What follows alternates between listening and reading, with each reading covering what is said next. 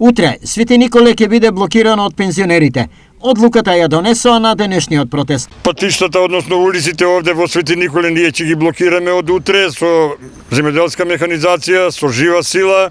И еве, можете да видите, имаме и мотики, имаме и стапови, имаме и грибли, имаме и камења, имаме и бекатон плочки и тоа ќе ни биде нешто кое што следниот пат ќе го носиме и во Скопје. Пензионерите се гневни поради тоа што, како што велат, функционерите за само 7 часа си обезбеделе 78% повисоки плати, а тие со недели се влечат по улиците. Ако можеше ја за нив за 7 сати да донесат одлука, да си ја покачат нивната плата за 78%, зошто нас веќе цел месец и кусур не влечкаат со некакви си изјави, со некакви си комисии, со некакви си работни групи и така натака, значи ние се уште не знаеме на нашите сметки, денеска е 27, колкава ќе биде пензијата сега за месец септември, односно колку пари средства ќе легнат на нашата пензија.